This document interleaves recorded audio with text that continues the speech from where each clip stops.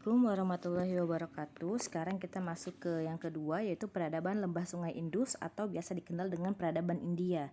Oke, Sungai Indus ini di mana? Sungai Indus ini ada di wilayah anak benua Asia, di mana lokasinya sekarang yang menjadi negara India dan juga negara Pakistan. Bukti peradaban lembah Sungai Indus ini karena dulunya ditemukan yang namanya reruntuhan kota Mohenjo-daro dan Harappa. Jadi diperkirakan sudah terbangunnya peradaban karena adanya bekas-bekas reruntuhan kota Mohenjo-daro dan juga kota Harappa. Peradaban lembah Sungai Indus ini diperkirakan muncul dan berkembang sejak tahun 2000 sebelum Masehi. Jadi masih lebih tua Mesopotamia. Kalau Mesopotamia itu 3.500 atau 5.000 tahun sebelum Masehi, sedangkan ini baru 2000 sebelum Masehi. Pendukung kebudayaan lembah Sungai Indus ini adalah bangsa Dravida dan juga bangsa Arya. Tapi lebih banyak bangsa Dravidanya karena bangsa Dravida bangsa asli India atau bangsa asli Sungai Indus, sedangkan kalau bangsa Arya itu adalah bangsa pendatang.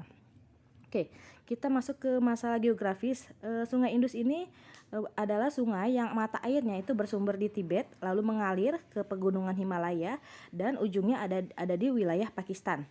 Lalu selanjutnya, Sungai Indus juga sering disebut sebagai anak benua Asia. Jadi karena alirannya memang panjang ya, dari Tibet ujung lainnya ada di wilayah Pakistan. Wilayah peradaban lembah Sungai Indus ini juga dibatasi oleh pegunungan Himalaya di sebelah utara dan Samudra Hindia di sebelah selatan. Jadi utaranya Himalaya, paling bawahnya adalah Samudra Hindia. Satu-satunya pintu masuk ke wilayah Sungai Indus ini adalah melalui Celah Khaybar, di mana Celah Khaybar ini bisa dibilang salah satu daratan yang susah untuk dilewati. Di mana Celah Khaybar ini berada di bagian barat pegunungan Himalaya. Oke, wilayah lembah Sungai Indus ini juga iklimnya panas dan juga kering. Tetapi dengan adanya aliran Sungai Indus ini akhirnya membawa yang namanya humus untuk menyuburkan tanah di sekitarnya.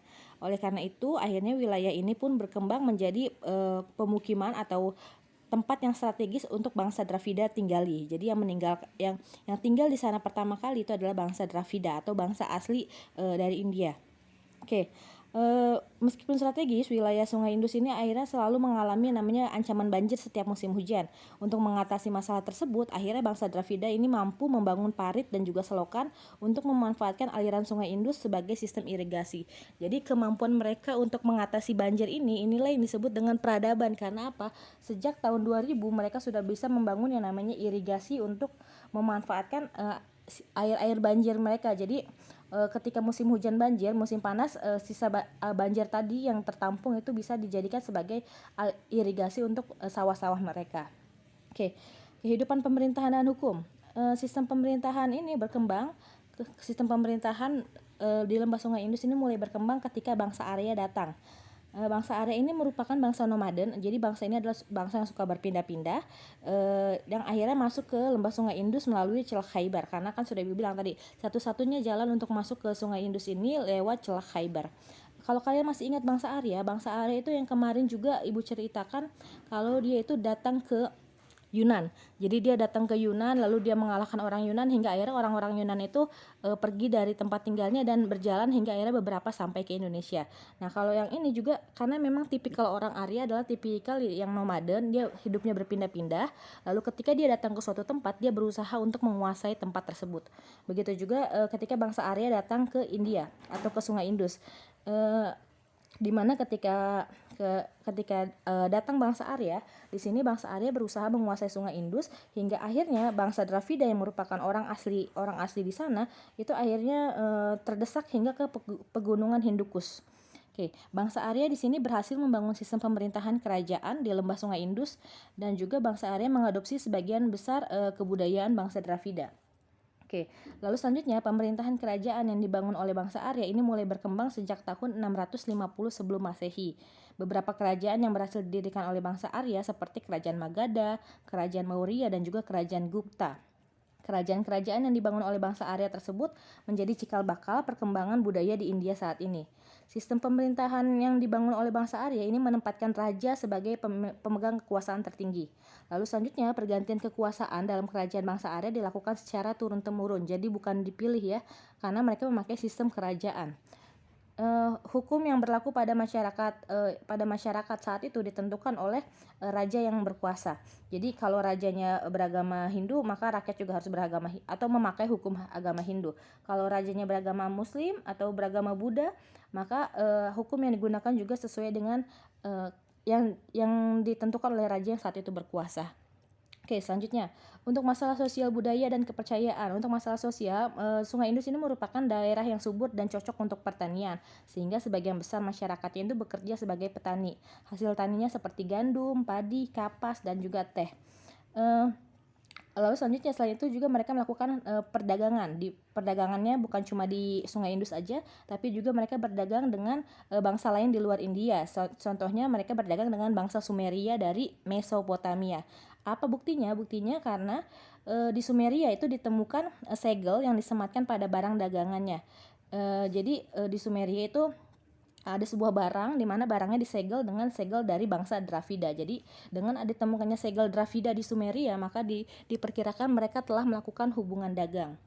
Oke, selanjutnya untuk masalah kepercayaan ini sudah mulai ada dan berkembang sejak masa Dravida ya. Jadi Dravida dulu mereka sudah punya kepercayaan mereka sama bersifat politeisme seperti Ibu bilang kemarin.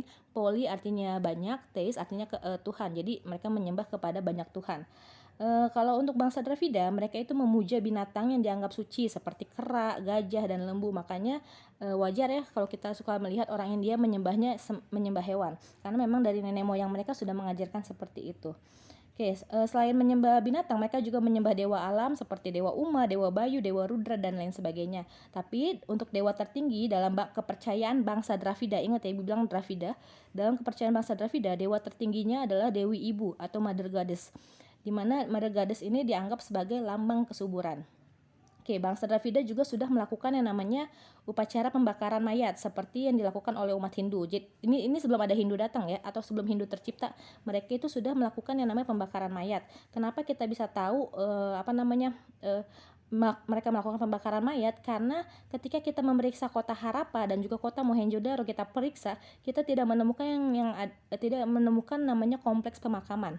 Jadi karena tidak adanya kompleks pemakaman, maka diambil kesimpulan kalau mereka tidak memakamkan mayat, melainkan dibakar. Jadi jenazah itu dibakar lalu abunya disimpan dalam tempayan. Ada juga jenazah yang dibakar tetapi tidak sampai hancur semuanya. Jadi beberapa dibiarkan. Jadi tulang-tulangnya dibiarkan dan tulang-tulangnya disimpan di dalam tempayan. Oke, selanjutnya datanglah bangsa Arya yang tadi sudah Ibu bilang, di mana bangsa Arya datang ini membawa banyak perubahan dalam kepercayaan masyarakat lembah Sungai Indus. Dengan datangnya bangsa Arya disatukan dengan kepercayaannya bangsa Dravida, maka lahirlah agama Hindu.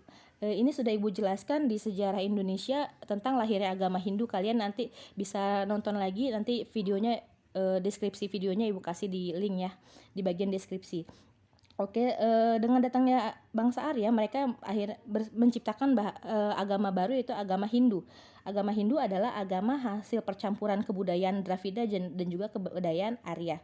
Agama Hindu akhirnya berkembang hingga akhirnya sampai saat ini mendominasi India sampai saat ini. Dan bangsa Arya juga yang memperkenalkan sistem caturwarna atau sistem kasta.